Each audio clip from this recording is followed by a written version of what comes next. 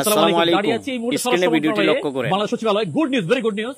একটু আগে মাননীয় স্বরাষ্ট্র উপদেষ্টা মহোদয়ের সাথে কথা হয়েছে, উনি পরিষ্কার জানিয়ে দিয়েছেন মাওলানা রইসুদ্দিনের শুধু মামলা নেয়া নয়, মামলা নিয়ে দ্রুত আসামিদেরকে অ্যারেস্ট করার জন্য উনি প্রকাশ্যে নির্দেশনা দিয়ে দিয়েছেন। এবং আমি ওনার কাছে অনুমতি চেয়েছি যে আপনার এই নিউজটা অনেকে জানে না, আমি কি এটা দিতে পারি কিনা। উনি বলছেন হ্যাঁ, এটা সবাইকে জানিয়ে দেন, সবাইকে জানিয়ে দেন।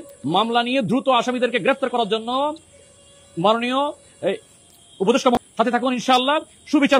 আলহামদুলিল্লাহ, পরিশেষে আহলে সুন্নাত ওয়াল জামাতের আন্দোলন ব্রেতা যায় নাই, কাজে লেগেছে।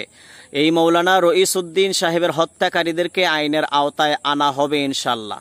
স্বরাষ্ট্র উপদেষ্টা মহোদয় তিনি বলেছেন রইসুদ্দিন হত্যাকারীদেরকে শুধু আইনের আওতায় আনা হবে না, তাদেরকে সুষ্ঠু বিচারে তদন্ত করে তাদেরকে ফাঁসির কাস্টে ঝুলাতে। স্ক্রিনে যে ভিডিওটি দেখেছেন এই ভিডিওটি প্রমাণ বহন করে যে স্বরাষ্ট্র উপদেষ্টা মহোদয় তিনি নিজে বলেছেন যে রইসুদ্দিন সাহেবের হত্যাকারীদের বিচার হবে।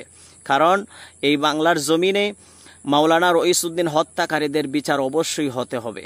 এবং আহলে সুন্নাত ওয়াল জামাতের প্রতিবাদ বিক্ষোভ মিছিল তখনই সফলতা বহন করবে যখন মাওলানা রইসুদ্দিন সাহেবের হত্যাকারীদেরকে আইনের আওতায় এনে ফাঁসির কাস্টে ঝুলানো হবে।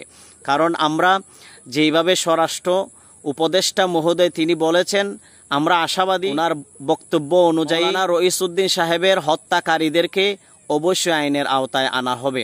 আমি বলবো আমরা সেই প্রতিবাদ চালিয়ে যাব, আমরা এই প্রতিবাদকে বন্ধ করব না, আমরা সেটার প্রতিবাদ করেই যাব। যতক্ষণ না তাদেরকে আইনের আওতায় আনা হবে ততক্ষণ আমরা ক্ষান্ত হব না।